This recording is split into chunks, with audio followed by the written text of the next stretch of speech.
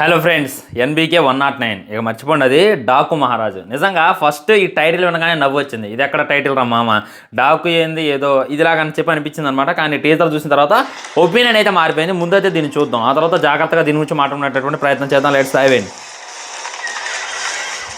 మొత్తం గుర్రాలు వస్తున్నాయిగా, పోలీసులా కనపడ్డాడు. మళ్ళీ ఇదేందో అర్థం కావట్లేదు, వెరైటీగా ఉంది. ఈ కథ దేవుడిది కాదంట,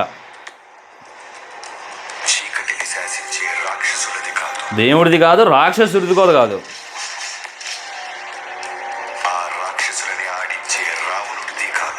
ఓయ్, దేవుడిది కాదు, రాక్షసుడిది కాదు, రాక్షసులను ఆడించే రావణుడిది కాదు. ఓకే ఓకే,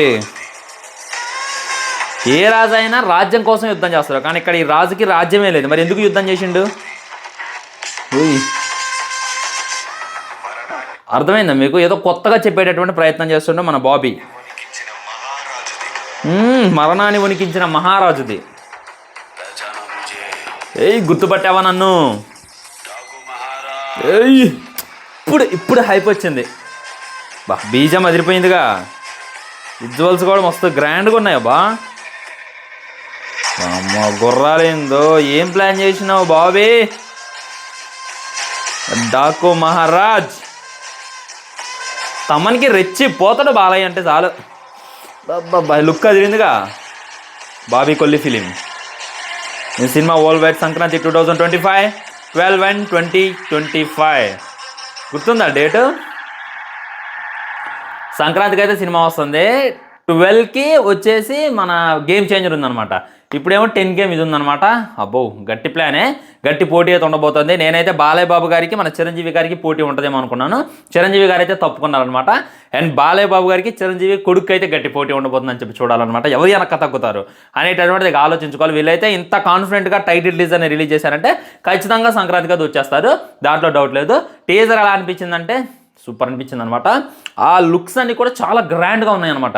ఆ విఎఫ్ఎక్స్ చూడండి, ఆ దుమ్ములేసేది, ఆ గుర్రాలు, ఇవన్నీ కూడా చాలా అంటే చాలా న్యాచురల్గా ఉన్నాయి.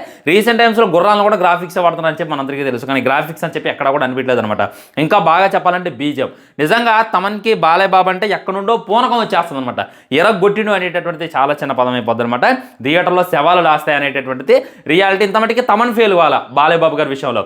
ఉదాహరణకి అఖండ సినిమా ఉంది, బోయపాటి సీన్ గారు ఏదో అన్నాడు అనమాట. మీ బీజం లేకుండా చూసినా కానీ నా సినిమా గూజం సొత్తని చెప్పి ఆయన సొంత డబ్బు ఆయన కొట్టుకుంటూ. కానీ వీరసింహారెడ్డి చూసుకున్నట్లయితే అసలు బీజం తప్ప సినిమాలో ఏం లేదు అనేటటువంటిది రియాలిటీ. ఇందులో కూడా మ్యాక్సిమం బాబీ కొల్లి కొద్దిగా ఇచ్చేసి బాలయ్య బాబు గారిని లేపగలిగితే తమను కూడా మ్యాక్సిమం ఇచ్చి పడేస్తారు అనేటటువంటిది రియాలిటీ. ఫ్రెండ్స్, మీకు ఏ విధంగా అనిపించింది ఈ డాకు మహారాజు? దీని గురించి తెలుసుకొని ఇంకా వీడియో చేసేటటువంటి ప్రయత్నం చేస్తా. ఇప్పటిదాకా అయితే ఈ డాకు మహారాజు అనేటటువంటి ఆయన అయితే లేడు. చరిత్రలో మనం చూసుకున్నట్లయితే ఒకసారి గూగుల్లో కూడా కొట్టి చూడండి, అలాంటి ఆయన అయితే లేదు. ఇది ఒక ఫ్రిక్షనల్ అనమాట, అంటే కల్పించి తీసేటటువంటి సినిమా.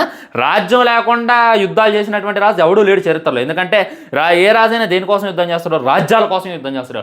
కానీ ఈ రాజ్యాసం అంటే ఇదంతా కూడా కల్పించింది అని చెప్పి క్లారిటీగా అర్థమవుతుంది. వెయిట్ చేసి చూడాలి. మరి మీకు ఏ విధంగా అనిపించింది అనేటటువంటి డెఫినెట్లీ మీ హానెస్ట్ కామెంట్ కింద తెలియజేయండి. ఉంటా ఛానల్ని సబ్స్క్రైబ్ చేయండి, వీడియో లైక్ చేయండి, వీడియో షేర్ చేయండి. ఇవన్నీ మాత్రం జై హింద్.